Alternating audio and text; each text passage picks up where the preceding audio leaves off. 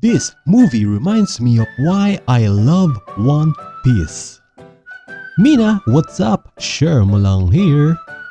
Am I a fake fan? First of all, hear me out.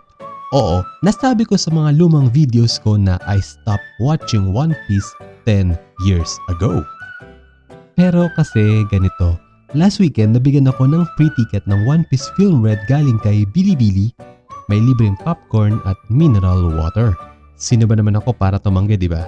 Anyway, let's talk about the movie. As always, spoiler-free tong review kaya you can watch this video kahit di mo pa napapanood yung movie. Ang pagbabasihan natin sa review ay ang mga sumusunod: story, character, at music. Ready ka na? Let's go! Simple lang naman ang story ng movie. Focus sa singing idol na si Yuta. Childhood friend siya ni Luffy na nakilala niya dahil kay Shanks.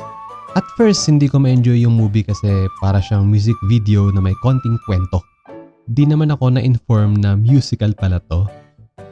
Pero patagal ng patagal, para akong nalalasing na ewan, tinatamaan ako ng charm ng One Piece.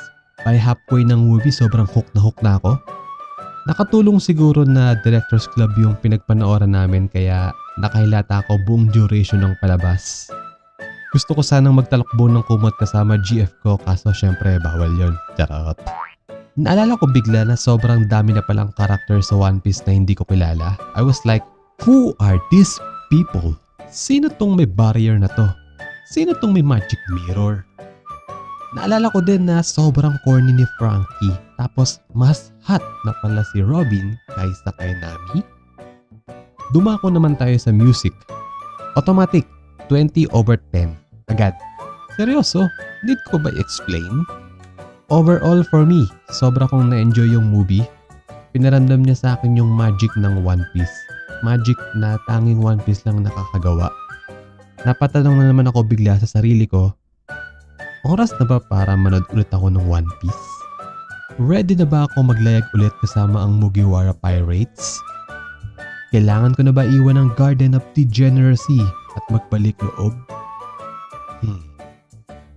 Well, that's it, Mina. I hope nag-enjoy ka sa video. Huwag mong kalimutan na bigyan ako ng likes. How about you? Napanood mo na ba ang One Piece Film Red? If oo, dali, kwentuhan tayo sa comment section.